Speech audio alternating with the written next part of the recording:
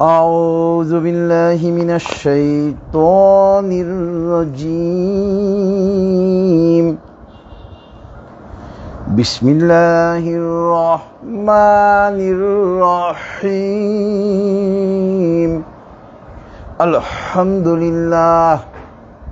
الحمد لله نستعينه ونستغفره ونعوذ بالله من شرور أنفسنا من يهد الله فلا مضل له ومن يضلله فلا هادي له ونشهد أن لا إله إلا الله وحده لا شريك له ونشهد أن محمدا عبده ورسوله أرسله بالحق بشيرا ونذيرا بين يدي الساعة من يطع الله ورسوله فقد رشد ومن يعصهما فإنه لا يضر إلا نفسه ولا يضر الله شيئا فقد قال الله تعالى في القرآن المجيد أعوذ بالله من الشيطان الرجيم إن الله وملائكته يصلون على النبي يا أيها الذين آمنوا صلوا عليه وسلموا تسليما اللهم صل على محمد وعلى آل محمد كما صليت على إبراهيم وعلى آل إبراهيم إنك حميد مجيد اللهم بارك على محمد وعلى آل محمد كما باركت على إبراهيم وعلى آل إبراهيم إنك حميد مجيد رب اشرح لي صدري ويسر لي أمري واحلل عقدة من لساني يفقه قولي ربي زدني علما سبحان الله وبحمده সুবহানাল্লাহিল আযীম। সম্মানিত হাজিরের মজলিস এবং ফেসবুক লাইভের মাধ্যমে যারা আমাদের সঙ্গে যুক্ত হয়েছেন, আসসালামু আলাইকুম ওয়া রাহমাতুল্লাহি ওয়া বারাকাতুহু। মহান আল্লাহ পাকের দরবারে লক্ষ কোটি শুকরিয়া, কৃতজ্ঞতা। মহান আল্লাহ পাক আজকে আমাকে আপনাকে এশার নামাজ আদায় করার পর তাফসীরুল কোরআনের মাহফিলে বসার তৌফিক দিয়েছেন, একত্রিত হওয়ার জন্য তৌফিক দিয়েছেন। এজন্য আমরা মহান আল্লাহ পাকের দরবারে কৃতজ্ঞতা আদায় করি, বলি আলহামদুলিল্লাহ। যাবতীয় প্রশংসা একমাত্র আল্লাহ পাকের জন্য। আজকে আমরা ইনশাআল্লাহ এই তাফসীরুল কোরআন মাহফিলে মহাগ্রন্থ আল কোরআনের 110 নম্বর সূরা, সূরাতুন নাসর, যাকে আমরা সূরাতুন নসর বলে থাকি, এটা মহাগ্রন্থ আল কোরআনের 110 নম্বর সূরা। আমরা এই সূরা নিয়ে আলোচনা করব। তবে আমরা যথারীতি প্রথমে এই সূরার তেলাওয়াত এবং তরজমা, এরপরে আমরা ইনশাআল্লাহ এই সূরার বিস্তারিত তাফসীরে চলে যাব। আউযু বিল্লাহি মিনাশ শাইতানির রাজীম। বিসমিল্লাহির রহমানির রহিম। إذا جاء نصر الله والفتح ورأيت الناس يدخلون في دين الله أفواجا فسبح بحمد ربك واستغفر إنه كان توابا সাদাকাল্লাহুল আলিয়্যুল আযীম ওয়া সাদাকা রাসূলুহুন নবিয়্যুল কারীম ওয়া নাহনু আলা যালিকা মিনাশ শাহিদিন সুবহানাল্লাহি ওয়া বিহামদিহি সুবহানাল্লাহিল আযীম আল্লাহুম্মা সাল্লি আলা মুহাম্মাদিন আবদিকা ওয়া রাসূলিক। বিতাড়িত শয়তান থেকে মহান আল্লাহর কাছে পানাহ চাচ্ছি এবং পরম করুণাময় এবং অসীম দয়ালু আল্লাহর নামে শুরু করছি। ইযা জাআ নাসরুল্লাহি ওয়াল ফাতহ, হে নবী, যখন আল্লাহ পাকের সাহায্য আসবে এবং বিজয় আসবে, ওয়ারাআইতান নাসা ইয়াদখুলুনা ফি দীনিল্লাহি আফওয়াজা, তখন নবী আপনি দেখবেন মানুষকে দলে দলে আল্লাহর দ্বীনে প্রবেশ করছে। ফাসাব্বিহ বিহামদি রাব্বিকা ওয়াস্তাগফির, তখন আপনি প্রশংসা সহকারে আপনার প্রভুর নামে তাসবিহ পড়বেন, আপনার প্রভুর শ্রেষ্ঠত্ব বর্ণনা করবেন এবং আল্লাহর কাছে ক্ষমা চাইবেন। ইন্নাহু কানা তাওয়াবা, নিশ্চয় আল্লাহ পাক তওবা কবুলকারী। মহান আল্লাহ সত্য বলেছেন এবং তার প্রেরিত নবী ও রাসূল সাল্লাল্লাহু আলাইহি ওয়াসাল্লাম সত্য বলেছেন এবং আমরা সাক্ষীগণের অন্তর্ভুক্ত। মহাপবিত্র আল্লাহ, যাবতীয় প্রশংসা তার জন্য। মহাপবিত্র আল্লাহ, তিনি মহামহিমান্বিত। হে আল্লাহ, আপনি আপনার বান্দা এবং রাসূল হযরত মুহাম্মদ সাল্লাল্লাহু আলাইহি ওয়াসাল্লামের উপর রহমত বর্ষণ করুন। এটা ছিল মহাগ্রন্থ আল কোরআনের 110 নম্বর সূরা, সূরাতুন নাসর, যাকে আমরা সূরা নসর বলে থাকি, এর তেলাওয়াত এবং তরজমা। এই সূরা আজকে তাফসীরের জন্য নির্বাচন করেছি সঙ্গত কারণেই, এবং কারণটি হলো আপনারা তো অবশ্যই অবগত আছেন যে আমরা গত 5ই আগস্ট আমাদের প্রকৃত স্বাধীনতা, যাকে আমরা বাঙালিরা দ্বিতীয় স্বাধীনতা বলি, আমরা দ্বিতীয় স্বাধীনতা অর্জন করেছি। আমরা প্রথম স্বাধীনতা অর্জন করেছিলাম 1971 সনে 16ই ডিসেম্বর। পাকিস্তানি হানাদার বাহিনীকে আমরা পরাজিত করেছিলাম, পরাজিত করে আমরা প্রথম স্বাধীনতা অর্জন করেছিলাম। আর এইবার আমরা 2024 সনে 5ই আগস্ট আমরা মূলত খুনি হাসিনার দলকে পরাজিত করি নাই, আমরা মূলত ভারতীয় আগ্রাসনকে আমরা পরাজিত করেছি। এই জন্য বাংলার মানুষ এই স্বাধীনতাকে দ্বিতীয় স্বাধীনতা বলে আখ্যায়িত করেছেন। আল্লাহু আকবার। এবং এই স্বাধীনতা অর্জিত হয়েছে একমাত্র মহান আল্লাহ পাকের সাহায্যের কারণেই।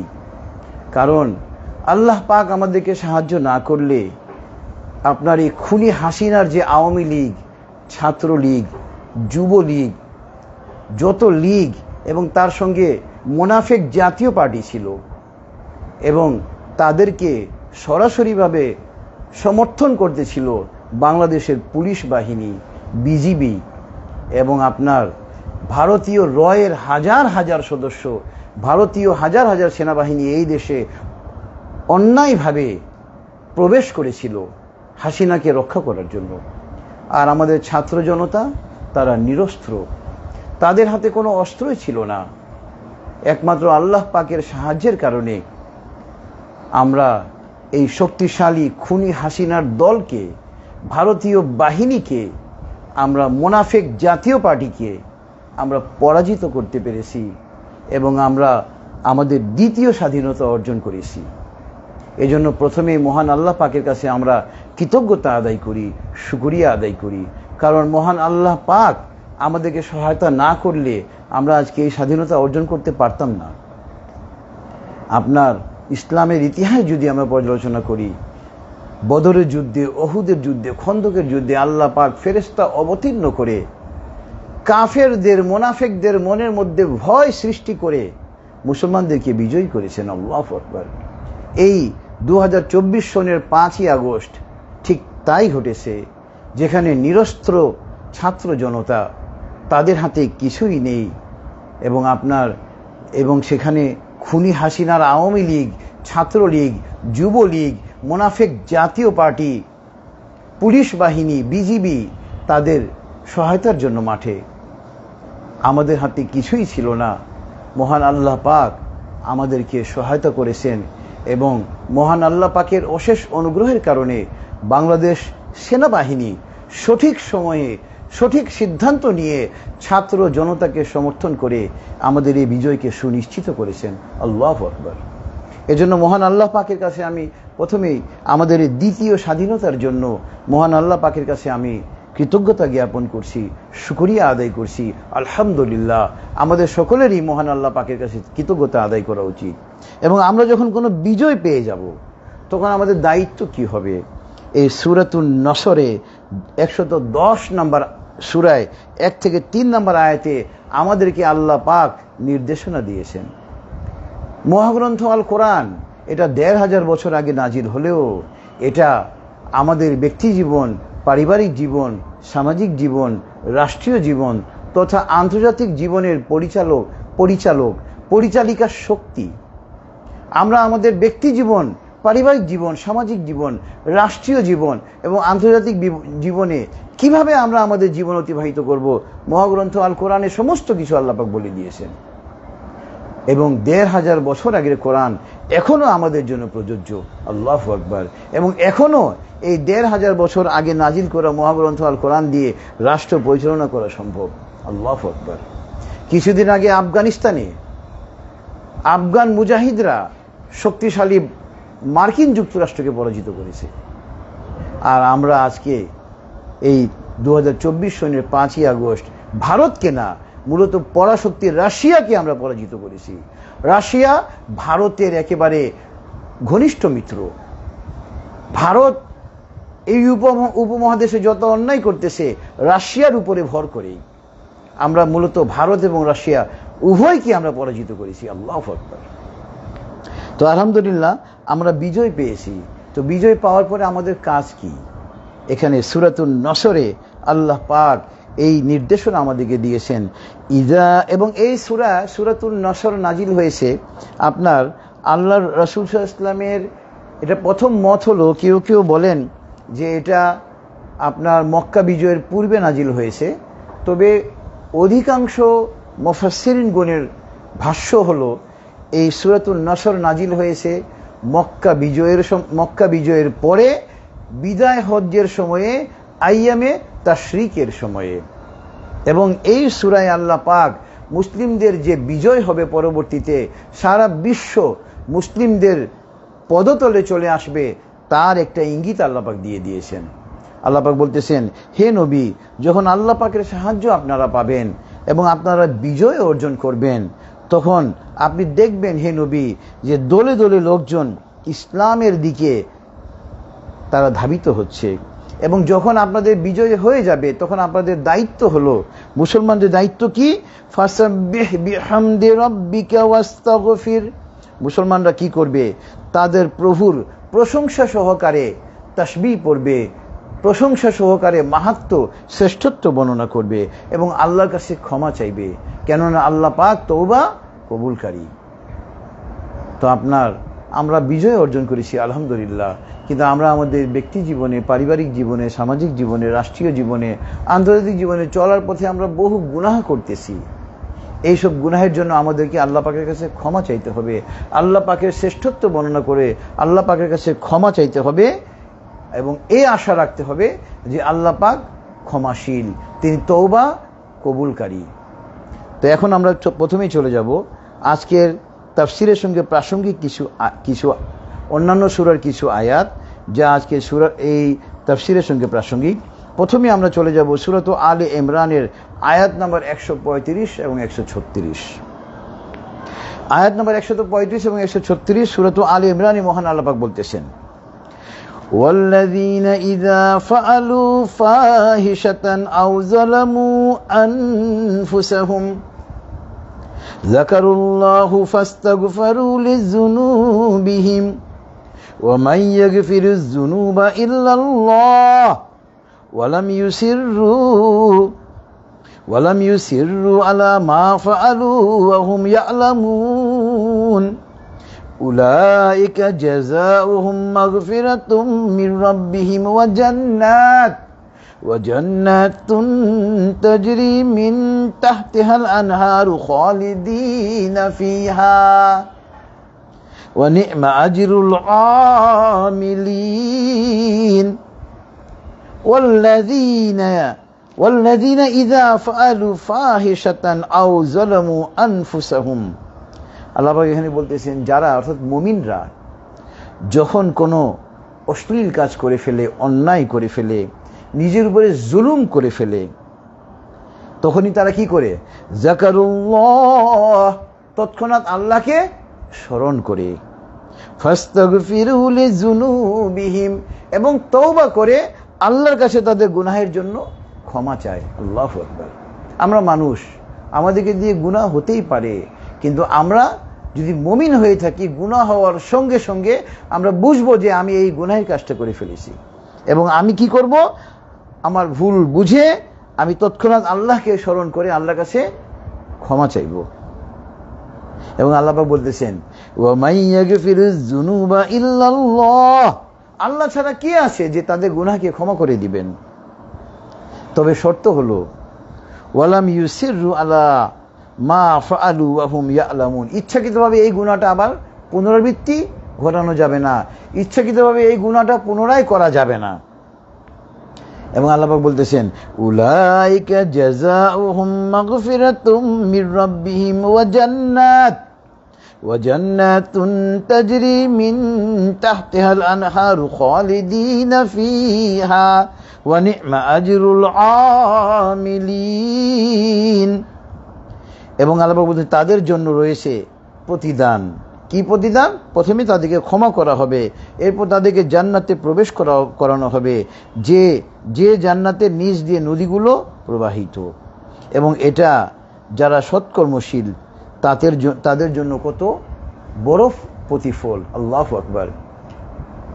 অর্থাৎ আমরা যদি কোনো গুনাহ করে ফেলি, গুনাহ করার পরে আমরা যখন আমাদের গুনাহে ভুল বুঝতে পারবো, আমাদের অনুশোচনা হবে, তখন আমরা আল্লাহর কাছে ক্ষমা চাইব, আল্লাহর কাছে ক্ষমা চাইব। তবে এই গুনাহের পুনরাবৃত্তি করা যাবে না।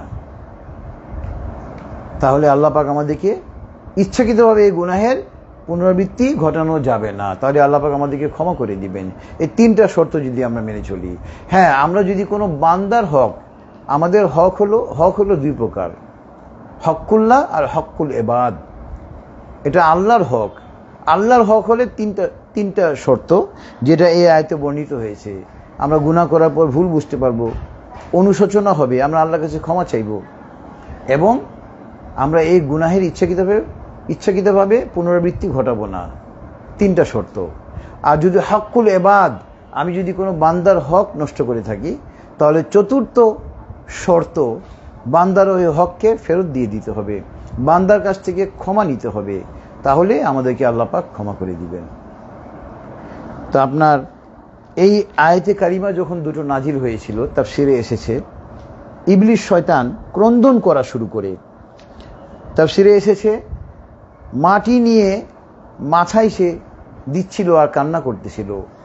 সারা পৃথিবী থেকে ইবলিস শয়তানের শিষ্যরা দৌড়ে এসে তাদের গুরুকে প্রশ্ন করলো, হে গুরু, আপনি কান্না কেন করতেছেন? শিষ্যরা গুরুকে প্রশ্ন করলো, আপনি এভাবে কাঁদতেছেন কেন? তখন বলল যে দেখো, আমরা কত কষ্ট করে শয়তানরা মানুষকে ভুল পথে পরিচালিত করি, কিন্তু আল্লাহ পাক এই দুটো আয়াত নাজিল করে বলতেছেন যে তারা যদি আমার কাছে ক্ষমা চায়, তাহলে আমি তাদেরকে ক্ষমা করে দিব, তাহলে আমাদের কি লাভ হলো? এবং এই কথা বলে ইবলিস শয়তান ক্রন্দন করতেছিল।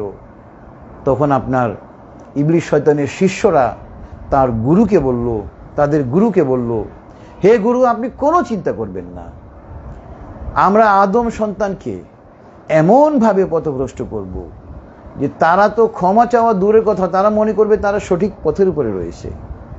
দেখেন, ১৫০০ বছর আগে নাজিল করা মহাগ্রন্থ আল কোরআনের আয়াত এবং তার তাফসির এখন এই যুগের জন্য পুরোপুরিভাবে প্রযোজ্য। দেখেন, মুসলমানদের মধ্যে কত ফিতনা, কেউ কবর পূজা করে, কেউ পীরের পূজা করে, আপনার কেউ দেওয়ানবাগির মুরিদ, কেউ মাইজ ভান্ডারির মুরিদ, নাউজুবিল্লাহি মিন যালিক।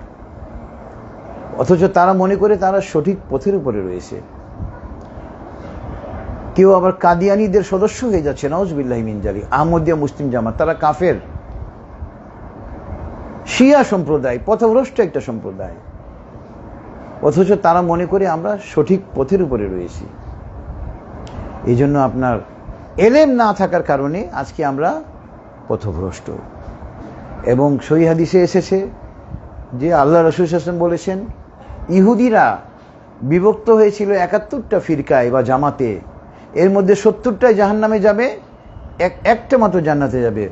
অর্থাৎ হযরত মুসা আলাইহিস সালামের আমলে ৭১টা ফিরকা ছিল, ৭১টা দল ছিল, এর মধ্যে ৭০টা দল জাহান্নামে যাবে, একটা জান্নাতে যাবে। আর নাসারারা হযরত ঈসা আলাইহিস সালামের অনুসারীরা ঈসা আলাইহিস সালামের আমলেই ৭২টা দলে বিভক্ত হয়েছিল, এবং এর মধ্যে ৭১টা জাহান্নামে যাবে, একটা জান্নাতে যাবে।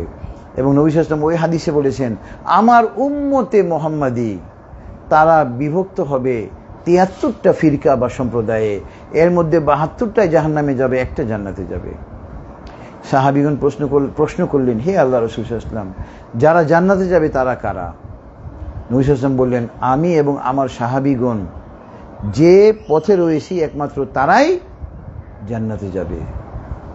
হাদিসটা ক্লিয়ার। সঠিক পথটা কি? সঠিক পথ হইল আল্লাহ এবং আল্লাহ রসুল এবং তার সাহাবীগণ যে পথে ছিলেন ওই পথটা। তো আল্লাহ রসুল এবং তার সাহাবীগণ কোন পথে ছিলেন? মহাগ্রন্থ আল কোরআনের পথে ছিলেন। তারা মহাগ্রন্থ আল কোরআনের উপরে কায়েম ছিলেন, সহিহ হাদিসের উপরে তারা কায়েম ছিলেন। এই জন্য কোরআন এবং হাদিসের পথ হইল সঠিক পথ, এছাড়া অন্য কোনো পথ সঠিক নয়। মুসলমানদের মধ্যে অনেক দল আছে, আমরা কিভাবে নির্ধারণ করব, শনাক্ত করব যে এই দলটা সঠিক কিনা? এই পরশ পাথর মহাগ্রন্থ আল কোরআন এবং হাদিস, এই হাদিসকে দিয়ে আমরা কি করব? তাদেরকে পরীক্ষা করব। এই দুটো পরশ পাথর দিয়ে তাদেরকে পরীক্ষা করব।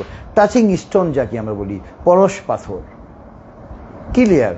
কিন্তু আমরা এলেম অর্জন করি না বিধায় আজকে আমরা পথভ্রষ্ট। আমাদের মধ্যে নানান ফেরকা, আমাদের মধ্যে নানান দল, নানান উপদল আমাদেরকে দিন দিন জাহান্নামের দিকে ধাবিত করতেছে এলেম না থাকার কারণে। এই জন্য কোরআন এবং হাদিসের সঠিক এলেম যদি আমরা অর্জন করি তাহলে আমাদেরকে কেউ পথভ্রষ্ট করতে পারবে না। দেখুন, আমরা প্রথমেই চলে যাব, আজকে তাফসিরের প্রথমে ছিল আজকে তাফসিরের সঙ্গে প্রাসঙ্গিক আয়াত সূরা আলে ইমরানের আয়াত 135 এবং 136। এখন আমরা বিজয় পেয়েছি, এখন আমরা মহান আল্লাহর কাছে আল্লাহর বেশি বেশি শ্রেষ্ঠত্ব বর্ণনা করব, আল্লাহর নামে তাসবিহ পড়ব, আল্লাহ পাকের কাছে আমরা কি করব? ক্ষমা চাইব। এরপরে আজকে তাফসিরের সঙ্গে প্রাসঙ্গিক আয়াত হলো সূরাতুল হজের আয়াত নাম্বার 40-এর একটা অংশ। সূরাতুল হজের আয়াত নাম্বার 40 আল্লাহ পাক বলতেছেন, ওয়ালা ইয়ানসুরান্নাল্লাহা মান ইয়ানসুরু ইন্নাল্লাহা লাকাওয়িয়্যুন আযীজ। যে ব্যক্তি নিজেকে সাহায্য করে আল্লাহ পাক তাকে সাহায্য করে। নিশ্চয় আল্লাহ পাক পরাক্রমশালী, তিনি সবচেয়ে বেশি শক্তিশালী। আমরা যদি নিজেরা চেষ্টা না করি তাহলে কিন্তু আমরা আমাদের সফলতা অর্জন করতে পারবো না। ঘরে বসে সুবহানাল্লাহ পড়ব আর জালেম সরকার জুলুমের স্টিম রোলার চালাবে মুসলমানদের উপরে, ওই সুবহানাল্লাহ দিয়ে কোনো কাজ হবে না। সহিহ হাদিসে এসেছে, জালেম সরকারের বিরুদ্ধে হক কথা বলাও জিহাদ। আল্লাহু আকবার। আজকে ছাত্র জনতা খুনি হাসিনার বিরুদ্ধে হক কথা না বললে আজকে আমরা এই প্রকৃত স্বাধীনতা, দ্বিতীয় স্বাধীনতা অর্জন করতে পারতাম না। এজন্য আগে আমাদেরকে চেষ্টা করতে হবে, আমাদেরকে জিহাদ শুরু করতে হবে, অন্যায়ের বিরুদ্ধে কথা বলতে হবে, তাহলে আল্লাহ পাকের সাহায্য আমাদের জন্য নেমে আসবে। খুনির বিরুদ্ধে আমরা কোনো কথা না বলে সুবহানাল্লাহ আলহামদুলিল্লাহ আল্লাহু আকবার পরে জান্নাতে গাছ লাগালে জীবনে আমরা জান্নাতের ওই গাছের ফল খেতে পারবো না। কথা বলতে হবে, শক্তি থাকলে তার বিরুদ্ধে জিহাদ করতে হবে, তার অন্যায়কে রুখে দিতে হবে। ইসলামের এটাই শিক্ষা। ছাত্র জনতা যেভাবে খুনি হাসিনার অন্যায়কে রুখে দিয়েছিল, 5ই আগস্ট রুখে দিয়েছে আলহামদুলিল্লাহ, আল্লাহু আকবার। এরপরে আপনার আজকে তাফসীরের সঙ্গে প্রাসঙ্গিক আয়াত হলো সূরাতুন নূরের আয়াত নাম্বার 37। সূরাতুন নূরের আয়াত নাম্বার 37, এখানে মহান আল্লাহ পাক বলতেছেন, রিজালুল্লাহ তুলহিহিম তিজারাতু ওয়ালা বাইউন আন যিকরিল্লাহি ওয়া ইকামিস সালাতি ওয়া ইতাইজ যাকাত ইয়াখাফুনা ইয়াওমান তাতাকাল্লাবু ফীহিল কুলুবু ওয়াল আবসার। এখানে দেখেন আল্লাহ পাক ওই ব্যক্তিদের প্রশংসা করেছেন যে ব্যক্তিদেরকে তাদের ব্যবসা, কেনা বেচা আল্লাহর জিকির থেকে, নামাজ আদায় থেকে, জাকাত প্রদান থেকে উদাসীন করে না। স্বাভাবিকভাবে আমরা স্বাধীনতা অর্জন করেছি, প্রকৃত স্বাধীনতা, দ্বিতীয় স্বাধীনতা। আমরা এখন আমাদের যে অন্তর্বর্তীকালীন সরকার আমাদের বাংলাদেশে, তাদের সামনে, আমাদের সামনে মূল চ্যালেঞ্জ হচ্ছে আমাদের অর্থনীতি কিন্তু পুরো বিপর্যস্ত। এই খুনি হাসিনা সরকার কিন্তু বাংলাদেশের সমস্ত সম্পদকে লুট করে নিয়ে চলে গিয়েছে, সমস্ত সম্পদকে ভারতকে দিয়ে দিয়েছে, বাংলাদেশকে ভারতের নিকটে বিক্রি করে দিয়েছে। এখন আমাদের দেশে কিছুই নেই, অন্তঃসার শূন্য আমরা একটা রাষ্ট্র। অন্তর্বর্তীকালীন সরকার দায়িত্ব নিয়েছে, তাদের প্রথম দায়িত্ব হবে ওই অর্থনীতিকে চাঙ্গা করা। এবং আপনার এই অর্থনীতিকে চাঙ্গা করতে গেলে আমাদেরকে অর্থনৈতিক কাজ করতে হবে, ব্যবসা করতে হবে, বাণিজ্য করতে হবে, চাকুরি করতে হবে। আলহামদুলিল্লাহ এগুলো আমরা করব, কিন্তু অর্থনৈতিক কাজে আমরা এমন ব্যস্ত হব না যে আমরা আল্লাহর জিকিরকে ভুলে যাব, আল্লাহকে ভুলে যাব, নামাজ আদায় থেকে আমরা মুখ ফিরিয়ে নিব, জাকাত প্রদান থেকে মুখ ফিরিয়ে নিব। আল্লাহ পাক বলতেছেন ওই ব্যক্তিদের, আল্লাহ পাক প্রশংসা করতেছেন ওই ব্যক্তি সকল যাদেরকে তাদের ব্যবসা বাণিজ্য, ক্রয় বিক্রয় কি করে আল্লাহর জিকির থেকে, নামাজ আদায় থেকে, জাকাত প্রদান থেকে বিরত রাখে না। এবং কেন তাদেরকে বিরত রাখে না? এখানে আল্লাহ পাক বলতেছেন, ইয়াখাফুনা ইয়াওমান তাতাকাল্লাবু ফীহিল কুলুবু ওয়াল আবসার। তারা ওই দিনকে ভয় পায়, অর্থাৎ কিয়ামত দিবসকে, যে দিবসের ভয়াবহতা কি করে মানুষকে, মানুষের অন্তরকে, দৃষ্টিকে ওলটপালট করে দিবে। অর্থাৎ আমরা মুসলমানরা আমাদেরকে এই আকীদা পোষণ করতে হবে, এই বিশ্বাস স্থাপন করতে হবে আমাদের মনের মধ্যে। আমাদের এই যে ক্ষণিকের দুনিয়ার জিন্দেগি, 50 বছর, 60 বছর, 70 বছর, 80 বছর বড় জোর, বা 90 বছরের যে হায়াতে জিন্দেগি, তার একটা পরিসমাপ্তি ঘটবে। এবং এই হায়াতে জিন্দেগির পরিসমাপ্তি ঘটার পরে আমাদেরকে মহান আল্লাহ পাকের কাছে গিয়ে হাজিরা দিতে হবে, দুনিয়ায় আমাদের সমস্ত কর্মকাণ্ডের হিসাব নিকাশ দিতে হবে। এই বিশ্বাস, এই আকীদা আমাদেরকে পোষণ করতে হবে। এবং এই আকীদা যদি আমরা পোষণ করি, তাহলে আমাদেরকে দিয়ে কেউ কোনো অপরাধ করানোর কথা তো দূরের কথা, অপরাধের চিন্তাও আমাদের মনের মধ্যে আসবে না ইনশাআল্লাহ। কারণ কি? কারণ হলো আপনার মহান আল্লাহ পাক আমাদেরকে, আমরা যখন কোনো গৃহে একা থাকি, আমরা কিন্তু একা থাকি না, আমাদের সঙ্গে আরো 4 জন থাকেন। প্রথম তো আমি একটা ঘরে একা আছি, দ্বিতীয় জনকে মহান আল্লাহ পাক আরশে আজিম থেকে তিনি আমাকে দেখতেছেন আমি কি করতেছি। এই বিশ্বাসটা রাখতে হবে যে আমার আল্লাহ, আমার সৃষ্টিকর্তা মহান আল্লাহ পাক, আমি এই ফ্ল্যাটের মধ্যে একা, কিন্তু আমি একা নই, আমার মাবুদ, আমার সৃষ্টিকর্তা আল্লাহ আরশে আজিম থেকে আমাকে দেখতেছেন। এবং আপনার দ্বিতীয় তো মহান আল্লাহ পাক, তৃতীয় হলো আপনার সূরাতুল ইনফিতরে আল্লাহ পাক আয়াত 10, 11 এবং 12-তে বলে দিয়েছেন। আল্লাহ পাক বলতেছেন সূরাতুল ইনফিতরে আয়াত 10, 11 এবং 12, ওয়া ইন্না আলাইকুম লাহাফিজিন কিরামান কাতিবিন ইয়ালামুনা মা তাফআলুন। আমি ঘরে একা নয়, দ্বিতীয় জন মহান আল্লাহ পাক আরশে আজিমে থেকে আমাকে পর্যবেক্ষণ করতেছেন। তৃতীয় কিরামান কাতিবিন, আমার ডান দিকের ফেরেশতা, তাকে আল্লাহ পাক বলতেছেন ওয়া ইন্না আলাইকুম লাহাফিজিন, আমাদের জন্য পাহারাদার নিযুক্ত করেছেন। প্রথম পাহারাদার আমাদের ডান দিকে, তিনি তৃতীয় জন, তাকে আল্লাহ পাক কেরামান কাতিবিন সম্মানিত লেখক বলে আখ্যায়িত করেছেন। এই ডান দিকের ফেরেশতা আমাদের নেক আমলগুলো লিপিবদ্ধ করতেছেন, উনি আমাদের সঙ্গে তৃতীয় জন। এবং চতুর্থ জন আছেন আমাদের বাম দিকের ফেরেশতা, তাকেও আল্লাহ পাক কেরামান কাতিবিন বলেছেন, উনি আমাদের মন্দ কাজগুলো লিপিবদ্ধ করতেছেন। এই হলো 4 জন। আর পঞ্চম হলো ইবলিস শয়তান, যে আমাকে আপনাকে প্ররোচনা দিচ্ছে অন্যায় কাজের জন্য। এই জন্য আমরা যদি মনে রাখি আমি কোনো গৃহে একা, আমাদেরকে মনে রাখতে হবে আমি একা নই, আমার সঙ্গে আমার সৃষ্টিকর্তা আল্লাহ পাক আরশে আজিম থেকে আমার সঙ্গে আছেন। তৃতীয় ডান দিকে ফেরেশতা আছেন, চতুর্থ আমার বাম দিকে ফেরেশতাগণ আছেন। আল্লাহু আকবার। তাহলে এই পঞ্চম যে ব্যক্তি ইবলিস শয়তান আপনার আমার কোনো ক্ষতি করতে পারবে না। এরপরে আপনার আজকে তাফসীরের সঙ্গে প্রাসঙ্গিক আয়াত হলো আপনার যেটা বলছিলাম যে আমাদের সঙ্গে আল্লাহ পাক আরশে আজিম থেকে আমাদের সঙ্গে আছেন। এই কথাটা আল্লাহ পাক বলতেছেন সূরাতুল কফে আয়াত নম্বর 16। সূরাতুল কফে আয়াত নম্বর 16তে আল্লাহ পাক বলতেছেন ওয়ালাকাদ খালাকনাল ইনসানা ওয়া না'লামু মা তুওয়াসবিসু বিহি নাফসুহু ওয়া নাহনু আকরাবু ইলাইহি মিন হাবলিল ওয়ারিদ। ওয়ালাকাদ খালাকনাল ইনসানা, আল্লাহ পাক বলতেছেন আমি মানুষকে সৃষ্টি করেছি। ওয়া না'লামু মা তুওয়াসবিসু বিহি নাফসুহু, তার মনের মধ্যে যে খারাপ চিন্তার উদয় হয় আমি তাও জানি।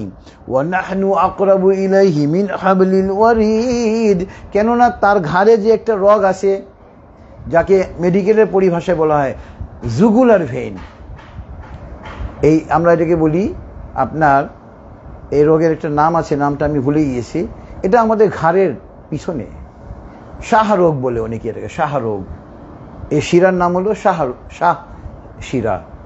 এই শিরা আমাদের কত নিকটে, জুগুলার ভেইন যাকে মেডিকেল পরিভাষায় বলে।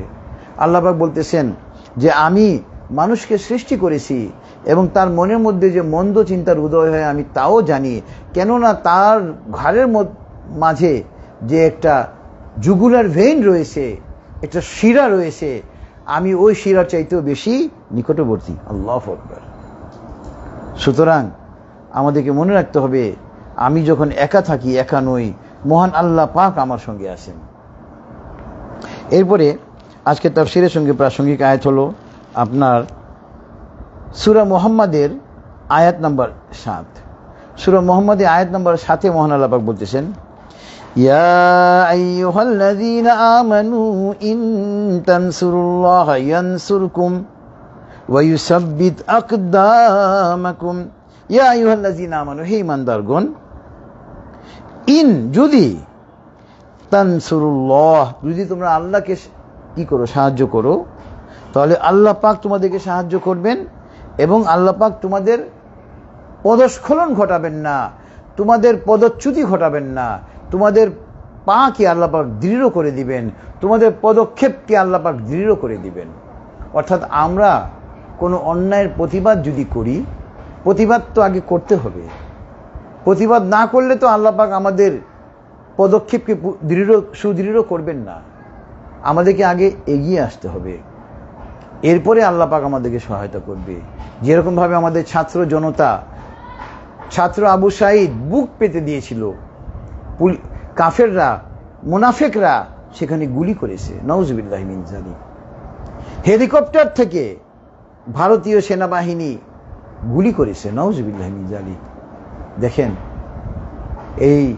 এরপরেও ছাত্র জনতাকে তারা দমাতে পারেনি, কারণ তারা ন্যায়ের পক্ষে ছিল, তারা অন্যায়ের প্রতিবাদ করেছিল। এজন্য অন্যায়ের প্রতিবাদ তো করতে হবে ভাই। অন্যায়ের প্রতিবাদ না করে মসজিদের এক কোনায় বসে, বাসায় বসে তাসবিহ পড়লে কাজ হবে না। ইসলাম তো একটা স্বয়ং সম্পূর্ণ জীবন বিধান। যে কোনো পরিস্থিতিতে আমরা কি পদক্ষেপ নিব, মহাগ্রন্থ আল কোরআন এবং হাদিসে তার উল্লেখ রয়েছে। আল্লাহু আকবার। এই জন্য এই তাফসীরুল কোরআন মাহফিল থেকে আমি ওই সব বীর যোদ্ধাদের গভীর শ্রদ্ধার সাথে স্মরণ করতেছি, যারা আমাদের এই দ্বিতীয় স্বাধীনতা অর্জনের জন্য, প্রকৃত স্বাধীনতা অর্জনের জন্য তাদের জীবনকে তারা বিপন্ন করে দিয়েছে, তারা শহীদ হয়েছে। আল্লাহু আকবার। অনেকে আহত হয়ে এখনো পর্যন্ত হাসপাতালে বিছানায় তারা কাতরাচ্ছে। তা আমরা আল্লাহর কাছে প্রার্থনা করি, যারা শহীদ হয়েছেন আল্লাহ পাক তাদেরকে জান্নাতে উঁচু মাকাম দান করবেন। আর যারা আহত হয়েছে আল্লাহ পাক অতি দ্রুত তাদেরকে পূর্ণাঙ্গ সুস্থতা দান করবেন ইনশাআল্লাহ। আরেকটা কথা, যে কথা বলা উচিত, যে আমাদের দেশের যে বর্তমান পরিস্থিতি, চুরি ডাকাতি, এই যে আওয়ামী লীগ, ছাত্রলীগ, যুবলীগ, তারা চুরি ডাকাতি শুরু করে দিয়েছে। কেন? হিন্দুদের উপরে আক্রমণ শুরু করে দিয়েছে, এবং যাতে আমরা এদেশের প্রকৃত মুসলমানরা বদনাম হয়ে যাই। এদিকে আমাদেরকে খেয়াল রাখতে হবে যে আমাদের পরাজিত শক্তি যেন দেশে কোনো অন্যায় করে ওই অন্যায়ের দায় ভার আমাদের ঘাড়ে চাপাতে না পারে। এদিকে আমাদেরকে খেয়াল রাখতে হবে। আমাদের দেশের আইন শৃঙ্খলা পরিস্থিতিকে নিয়ন্ত্রণ রাখার দায়িত্ব আমাদের। এখন যেমন ছাত্র সমাজ রাস্তাঘাটে, এখন কিন্তু আমাদের দেশে পুলিশ নেই। পুলিশ তো এটা পরাজিত শক্তি, তারা লজ্জায় ডিউটি জয়েন করতে তারা লজ্জা পাচ্ছে। আমাদের এই ছাত্র সমাজ পুলিশের দায়িত্ব পালন করতেছে। আল্লাহু আকবার। সেনাবাহিনীর তত্ত্বাবধানে তারা রাষ্ট্রের সমস্ত দায়িত্ব এখন সম্পাদন করতেছে। আল্লাহু আকবার।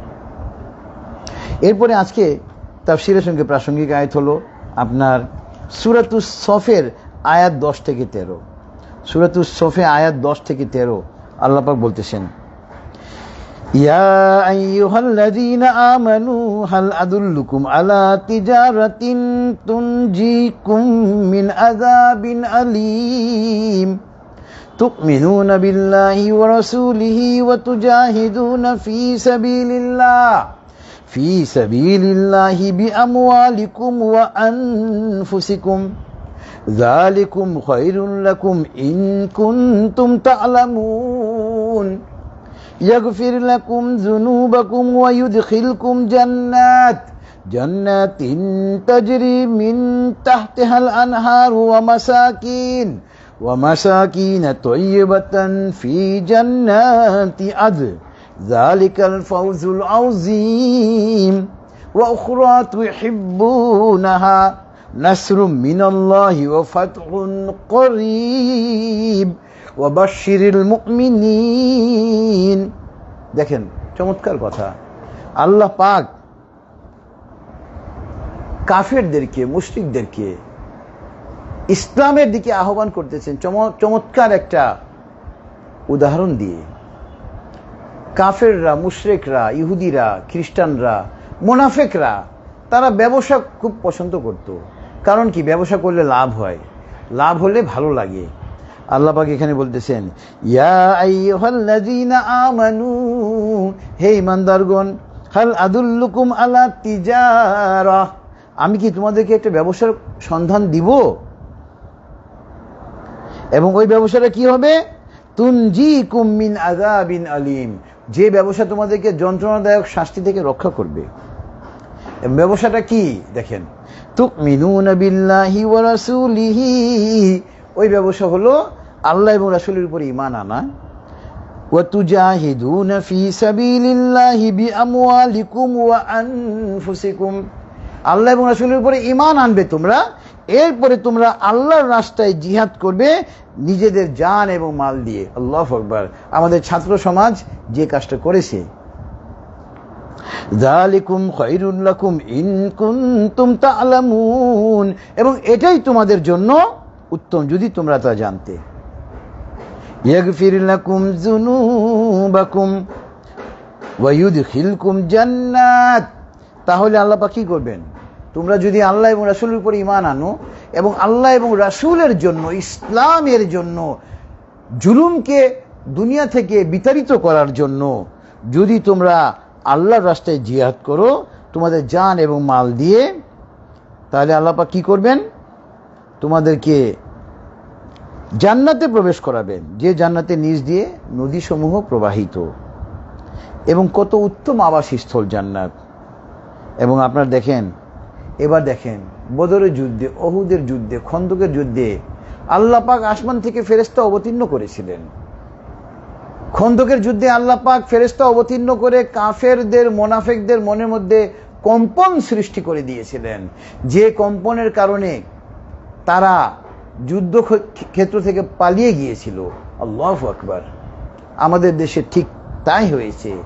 এই 5ই আগস্ট 2024 মহান আল্লাহ পাক আসমান থেকে ফেরেশতা নামিয়ে দিয়েছিলেন, যে ফেরেশতার কারণে এই খুনি হাসিনার মনের মধ্যে তার পেটুয়া আওয়ামী লীগ, ছাত্রলীগ, যুবলীগ, পুলিশ, ভারতীয় বাহিনী, এদের মনের মধ্যে আল্লাহ পাক কম্পন সৃষ্টি করে দিয়েছিলেন, এবং যে কম্পনের কারণে খুনি হাসিনা বাংলাদেশ থেকে পলায়ন করতে বাধ্য হয়েছে। আল্লাহু আকবার।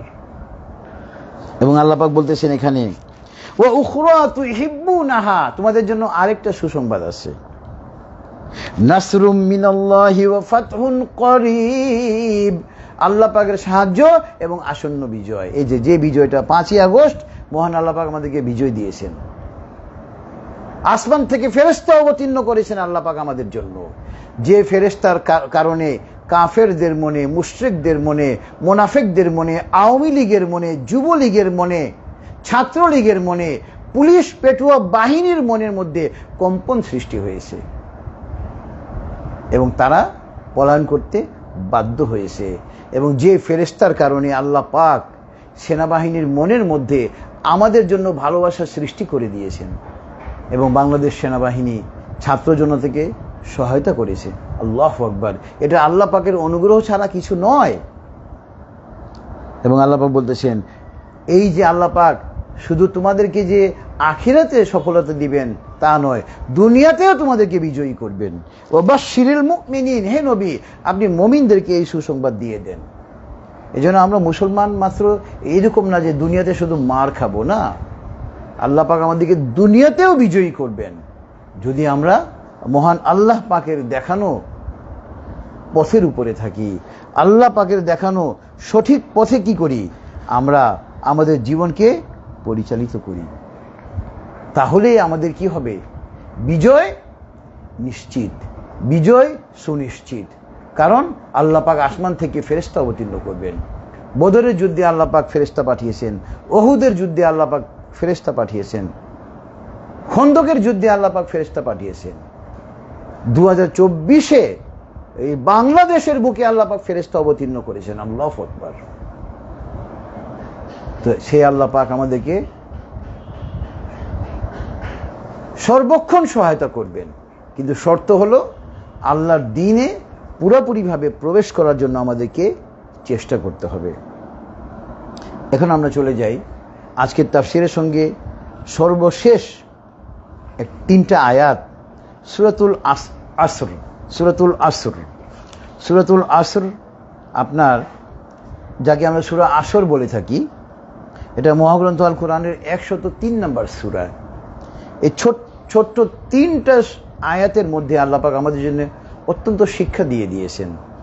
এবং মুফাসসিরিনগণ এই সূরার ব্যাখ্যা করতে গিয়ে বলেছেন, যদি মহাগ্রন্থ আল কোরআনের 114টি সূরার মধ্যে অন্যান্য সূরা নাজিল নাও হতো, এই ছোট্ট একটি সূরা আমাদের পথ প্রদর্শনের জন্য যথেষ্ট। আল্লাহু আকবার। আল্লাহ পাক বলতেছেন, ওয়াল আসর ইন্নাল ইনসানা লাফি খুসর ইল্লাল্লাযীনা আমানু ওয়া আমিলুস সালিহাতি ওয়া তাওয়াসাউ বিল হাক্কি ওয়া তাওয়াসাউ বিস সাবর। ওয়াল আসর, আসর সময়ের শপথ। নিশ্চয় মানুষ ক্ষতির মধ্যে রয়েছে, তবে তারা ব্যতীত যারা ঈমান এনেছে এবং ঈমানের দাবি অনুযায়ী নেক আমল করেছে, এবং মানুষকে যারা সত্যের উপদেশ দেয় এবং মানুষকে ধৈর্য ধারণের উপদেশ দেয়। এখানে ওয়াল আসর, আসর শব্দের আল্লাহ পাক শপথ করেছেন, অর্থাৎ সময়ের শপথ করেছেন। এক মুফাসসির বলতেছেন যে আল্লাহ পাক এত কিছু থাকতে কেন শুধুমাত্র সময়ের শপথ করলেন, অন্য কিছুর শপথও তো করতে পারতেন, এখানে আল্লাহ পাক সময়ের শপথ কেন করেছেন? ওই মুফাসসির বলতেছেন, আমি এটা নিয়ে চিন্তা করতে লাগলাম। একবার আমি দামেস্ক শহরের একটা বাজারে গেলাম। দামেস্ক শহরের বাজারে গিয়ে আমি দেখি একজন বরফ বিক্রেতা বরফের স্তূপ নিয়ে বসে আছে বিক্রি করার জন্য।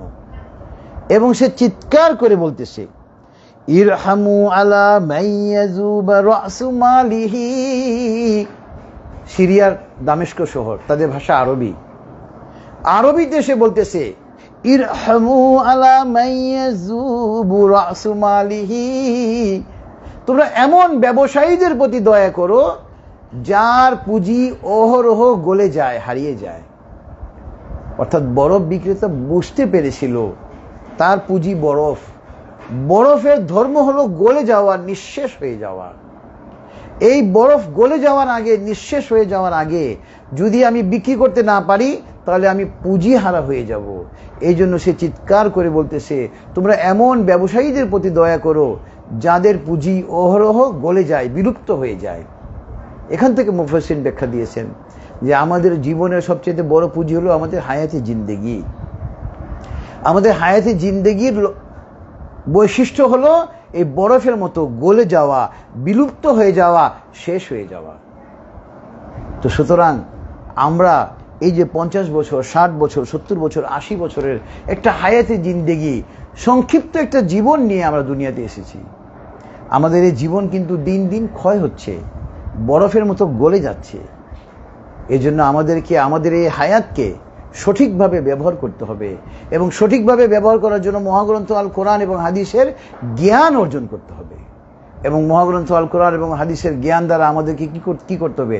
জীবন পরিচালনা করতে হবে। ব্যক্তি জীবন, পারিবারিক জীবন, সামাজিক জীবন, রাষ্ট্রীয় জীবন তথা আন্তর্জাতিক জীবনে সাধ্য অনুযায়ী ইসলামকে, কোরআন এবং হাদিসকে বাস্তবায়ন করতে হবে। তাহলে আমাদের এই যে দ্বিতীয় স্বাধীনতা, প্রকৃত স্বাধীনতা, এটা পরিপূর্ণতা অর্জন করবে, পূর্ণাঙ্গ হবে। তা না হলে কিন্তু আমরা একটা ভাব সম্প্রসারণ পড়েছি, স্বাধীনতা অর্জনের চেয়ে স্বাধীনতা রক্ষা করা কঠিন। এই প্রকৃত স্বাধীনতা, দ্বিতীয় স্বাধীনতা, ভারতীয় আগ্রাসন থেকে মুক্তি, এটা কিন্তু আমরা ধরে রাখতে পারবো না যদি আমরা মহাগ্রন্থ আল কোরআন এবং হাদিসের সঠিক পথে যদি আমরা না থাকি। এখন আমরা চলে যাই আজকে তাফসীরের সঙ্গে প্রাসঙ্গিক কয়েকটা হাদিসে। যেহেতু জিহাদ নিয়ে আলোচনা করছিলাম, জিহাদের সাথে সংশ্লিষ্ট কয়েকটা হাদিস বর্ণনা করব। ক্বাল রাসূলুল্লাহ সাল্লাল্লাহু আলাইহি ওয়াসাল্লাম, আল জিহাদু মাদিন ইলা ইয়াউমিল কিয়ামা। আল জিহাদু মাদিন ইলা ইয়াউমিল কিয়ামা, রাওয়াহু আবু দাউদ। নবী সাল্লাল্লাহু আলাইহি ওয়াসাল্লাম বলেন যে জিহাদ কিয়ামত পর্যন্ত থাকবে। সবচেয়ে বড় জিহাদ হলো নিজের নফসের বিরুদ্ধে জিহাদ করা। আর আমাদের বর্তমান প্রেক্ষাপটে এই যে আমরা স্বাধীনতা অর্জন করার পরে আমাদের সবচেয়ে বড় জিহাদ হবে এখন কি জানেন? আমরা মুসলমানরা কোরআন এবং হাদিসকে, বিশেষ করে মহাগ্রন্থ আল কোরআনকে একটা তেলাওয়াতের কিতাব বানিয়ে দিয়েছি। নাউজুবিল্লাহি মিন যালিক। শুধুমাত্র তেলাওয়াতের জন্য কোরআন নাজিল হয়নি। মহাগ্রন্থ আল কোরআন এবং হাদিসের প্রত্যেকটা বিধান আমাদের ব্যক্তি জীবনে, পারিবারিক জীবনে, সামাজিক জীবনে তথা রাষ্ট্রীয় জীবনে, এমনকি আন্তর্জাতিক জীবনে আমাদের সাধ্য অনুযায়ী প্রয়োগ করতে হবে। তো মানুষকে কোরআন এবং হাদিসের দিকে আহ্বান করা, এটা হলো জিহাদে আকবর, সবচেয়ে বড় জিহাদ। যে জিহাদটা আমি সুপ্রিম কোর্টের আইনজীবী হওয়া সত্ত্বেও এই জিহাদ আমি করতেছি। আমি সুপ্রিম কোর্টের আইনজীবী, আমার কাজ ওকালতি করা, কিন্তু আল্লাহ পাক আমাকে দ্বীনের জ্ঞান দিয়েছেন, আমার মধ্যে এই উপলব্ধি এসেছে যে মানুষকে কোরআনের দিকে দাওয়াত দিতে হবে। একজন মুসলমান মাত্র এটা আমার অবশ্য কর্তব্য। এই জন্য বাংলাদেশের মানুষকে মহাগ্রন্থ আল কোরআন এবং হাদিসের দিকে ধাবিত করার জন্য চেষ্টা করা, এটা হবে জিহাদে আকবর।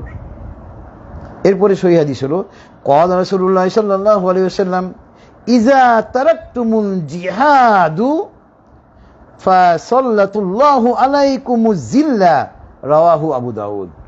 দেখেন, 16 বছর আমরা কিন্তু এই খুনি হাসিনার অত্যাচার সহ্য করেছি। কেন? আমরা জিহাদ ছেড়ে দিয়েছিলাম। এই হাদিসের সঙ্গে পুরোপুরি মিলে গিয়েছে। আল্লাহ পাক বলতে, আল্লাহ রাসূল সাল্লাল্লাহু আলাইহি ওয়াসাল্লাম বলতেছেন, যখন তোমরা জিহাদ ছেড়ে দিবে তখন তোমাদেরকে লাঞ্ছনা এবং অপমান জেকে বসবে।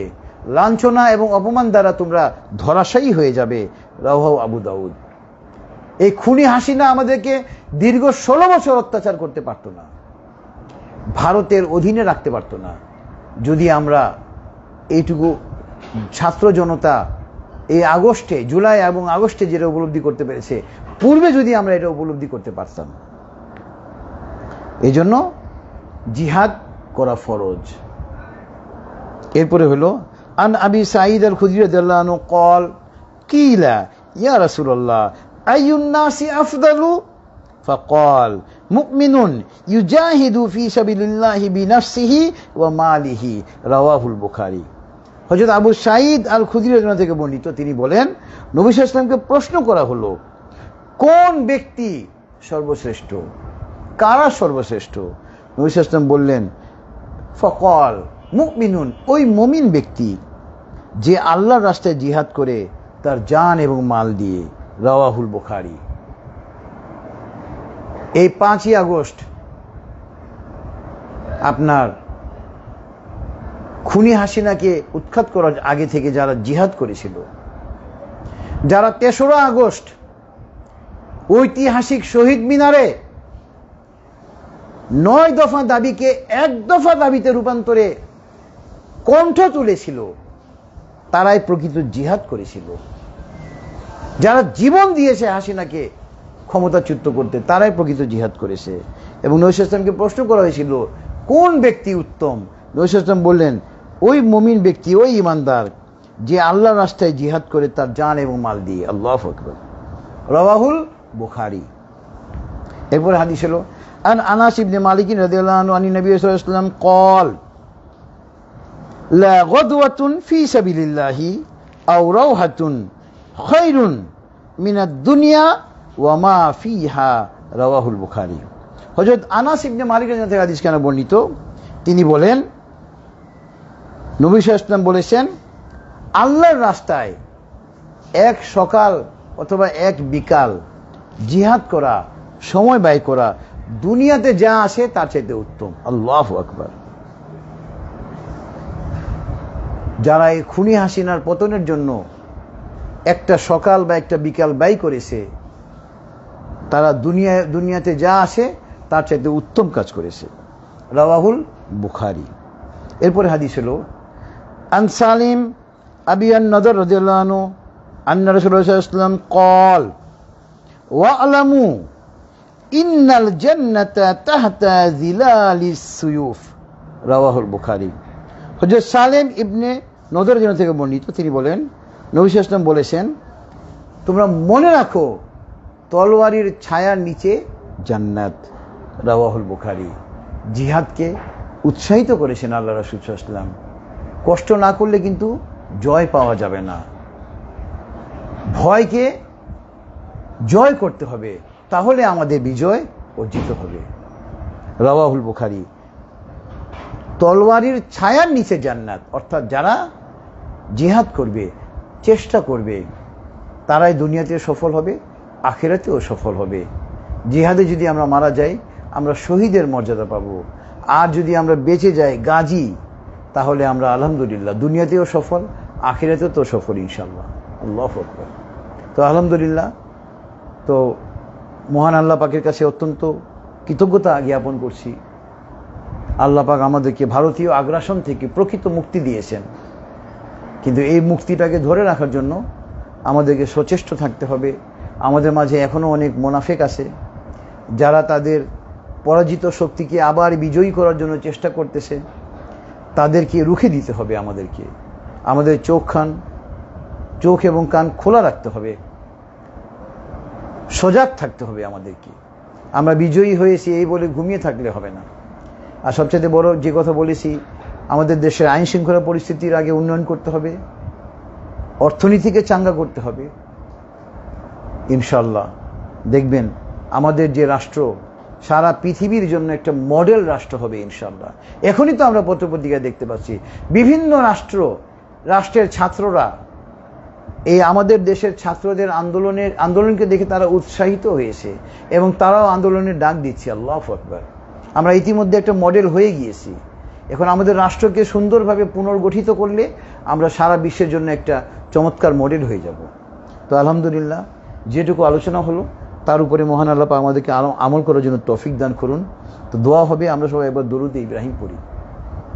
اللهم صل على محمد وعلى آل محمد كما صليت على إبراهيم وعلى آل إبراهيم إنك حميد مجيد اللهم بارك على محمد وعلى آل محمد كما باركت على إبراهيم وعلى آل إبراهيم إنك حميد مجيد اللهم آمين اللهم اغفر لحينا وميتنا وشاهدنا وغائبنا وصغيرنا وكبيرنا وذكرنا وأنثانا اللهم من أحييته منا فأحيه على الإسلام ومن توفيته منا فتوفه على الإيمان ربنا ظلمنا أنفسنا وإن لم تغفر لنا وترحمنا لنكونن من الخاسرين ربنا آتنا في الدنيا حسنة وفي الآخرة حسنة وقنا عذاب النار رب ارحمهما كما ربياني صغيرا رب هب لي من الصالحين رب